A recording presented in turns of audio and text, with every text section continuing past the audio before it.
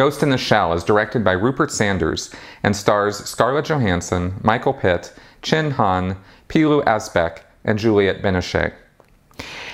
Now, this movie is so bad that I decided I'm not even going to waste my time writing up a full, long review of this thing, but I am going to give you my thoughts and feelings about it as a film critic and viewer. First off, I am not familiar with I have not seen the anime that this film was based on, or the whole line of films. I was not really very familiar with these, and I went and familiarized myself with them after I saw Ghost in the Shell on purpose. I purposefully just went to see this westernized version of what was apparently one of the most classic Japanese anime films ever made, the 1995 version of Ghost in the Shell, the animated version.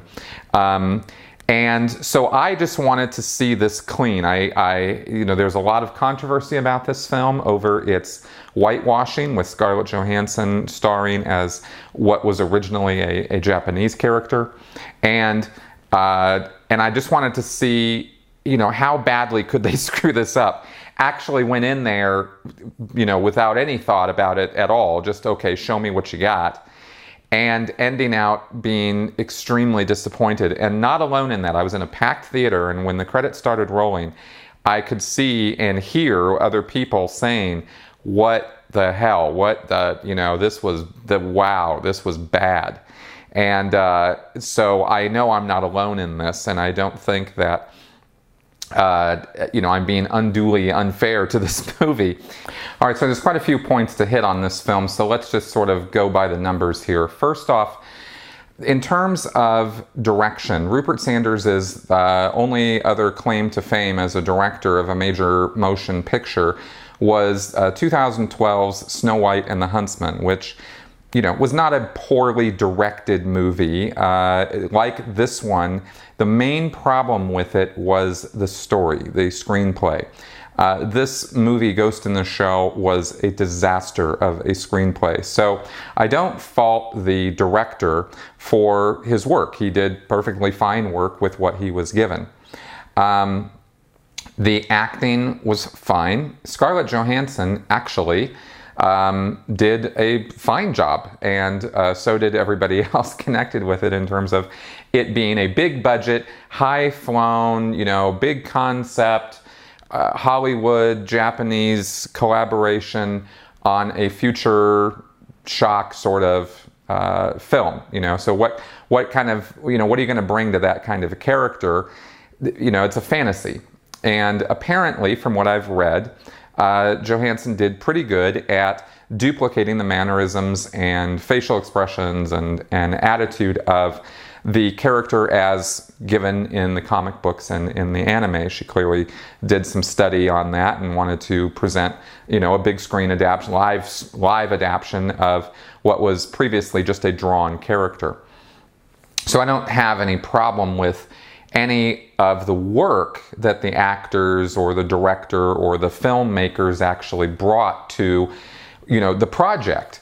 The special effects, the CGI, the world building is all top-notch. Although, in terms of direction, I will criticize the editing and direction on the fact that they spent way too much time sort of basking in the glory of their CGI. There's lots of long shots and wide shots of the cityscape, and these gigantic holographic advertisements and billboards. With things like that, a little bit goes a long way. And of course, you're going to harken back to the the genesis of so much of this kind of world building, which was Blade Runner, and Los Angeles as depicted in that film. You see these big, huge, screens and holograms and advertisings and whatnot in Blade Runner, and just a few shots of it, and then for the rest of the movie, it's in the background. It's there, you're aware of it, but you're not basking in it. It's not being put in your face. And in this movie, there was definitely too much of that, too many lingering shots. So that distracted from the story. But the real problem is that the story was so bad that it's not particularly bad to be distracted from it. I went and looked at the original anime story, and I really wish that they had stuck with the storyline as given in the original 1995 version of Ghost in the Shell, because that would have been a very interesting film. And there would have been a lot more range for the actors and a lot more intrigue and depth to the story, and it would have been a much deeper and more significant piece of work. Instead, we get the Hollywood bastardized version of that, where they basically skim all the visual elements off the top, take the, oh gosh, I don't know how to put this except to say there's sort of this Western fixation on revenge films. Almost every action film that has been put out by Hollywood over the last 20 years in one degree or fashion or another has been a variation on the plot of good guy living his life, good guy terrorized or destroyed or killed by bad guy, good guy comes back and kills bad guy. That is a very staid, stale, poor excuse for a story at this point. It's a great excuse to hook a bunch of action sequences to, but this material of Ghost in the Shell has a much richer and deeper heritage. So to pull out of that, to pull all those, good guts out of it, so to speak, and leave it with this flimsy cover of a movie where Scarlett Johansson plays a character who wakes up, the first of her kind, supposedly, of a brain put into a machine body. In the original material, this was not commonplace, but it was a known technology that already existed, was well tested, and that sort of thing. So, at least from what I read, that's how I understand it to be. And any misinterpretations or misduplications of the original source materials, like I said, only because I am not as familiar with it as maybe I'd like to be at this point. I'm sure I'm now going to go watch some of those original films and look at some of those animes, because I'd really like to see how this story translated to the screen. In terms of this 2017 film, you take those elements off the top and you're left with a pretty empty story. Scarlett Johansson going through, life as this, waking up, and then a year later she's this, top-notch military police unit with a couple other people who run around and at the orders and behest of this Section 9 group in Japan, they run around catching bad guys. And that leads me into this whitewashing aspect of this. It is strange that Scarlett Johansson's in this film. Not because I had some preconceived idea that a white or Western character couldn't be a shell for this ghost, but for this consciousness, but because a white person doesn't fit the rest of the movie. The movie, takes it's this odd mix of, there's a Japanese character who speaks Japanese, but then he thinks in English, and that they can like not telepathically, but through electronics communicate to each other without words. That's part of the technology of the film, and yet this guy only speaks Japanese, and Scarlett Johansson only seems to be speaking English. And there's other Western characters and Japanese characters, and you're sort of like, what's going on with this place? Like, it's not really clear how the culture works, but it's clearly this is happening in Japan. So why would they create a shell that was Scarlett Johansson? It doesn't make any real sense. She's certainly no good for undercover work. She doesn't look Japanese, right? So why would you do that? So there's clearly whitewashing going on here, which is, for anyone who's not familiar with this term I keep using, it's where you take a Western actor and replace a character of a minority persuasion, such as an Asian, Japanese, Chinese, Indian, and you replace them with a white person. And this has happened for decades in Hollywood. This is nothing new or strange or different.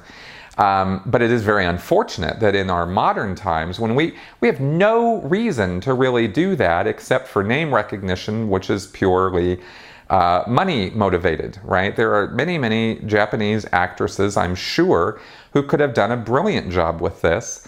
But they don't have Scarlett Johansson's name recognition, and Hollywood is all about making the money because it is a business. So this whitewashing occurs. I got nothing against Scarlett Johansson. She really went in there and gave it her all. And in the context of the film, it just doesn't work. So I'm not down on this for some political reason. I'm down on it because it made the movie worse. And I hope that comes across as to why I'm saying that now.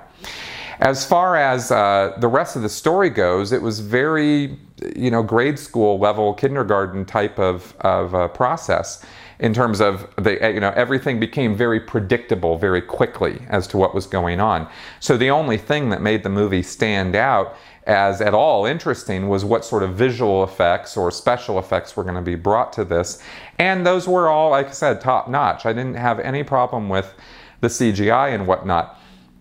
There were aspects of some of the things that she did that didn't make a lot of sense to me. This falling off a building and turning invisible and stuff didn't really click for me. Again, not having any experience with the early material, apparently some of those shots, like her falling backwards off of a building into, going into the raid or the crime scene or whatever she was going into, were clipped from the original film, but I'm pretty sure it probably made a lot more sense in the original film than it seemed to in this one. When the movie gets into its third act, and I'm not going to give a bunch of spoilers here, but when the movie goes into its conclusion, not only did I not care at all what was happening with the characters, but it was so utterly predictable that I was sort of checking off in my head the checklist of obligatory scenes that must be in these revenge type movies, and they were all there. Not a pleasant experience when you want something so much more and you feel that there is so much waste in what is being given to you. Of course, as well, the setup for any sequels or additional movies is totally there, which again didn't fit with the context of the character and what happens to her in this story. There would be not a lot of good reason for this character in this film to continue doing what she was doing, given the circumstances of what occurred. And yet there she is because there need to be sequels, or at least the possibility of them. So again, things just didn't really work for me on this. They clicked in all the wrong ways. And at this point, special effects and action sequences are not enough for me to recommend going to see a film.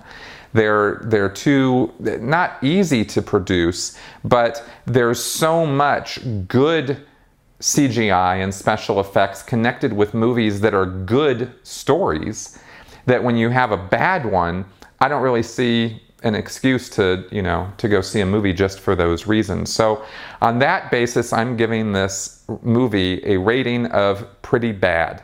I'm not giving total suckage because there are positive elements to the movie as I've described. This is not as bad as Battlefield Earth, but it's very borderline with something that some of you may recall, which was Johnny Mnemonic. Keanu Reeves' total dread fest that was just this awful, horrible version of a William Gibson movie. And William Gibson is, one of the original pioneering authors of the whole cyberpunk concept. And they just destroyed his work in creating Johnny Mnemonic. This movie, I kept thinking about Johnny Mnemonic while I was watching this movie. So if you're familiar with that as a back reference, then you might have some context for what I'm talking about there. So thanks a lot for coming around and watching. I, as always, appreciate your viewership. Please do subscribe if you haven't done so now, and like and share this video around the internet. Thanks for watching.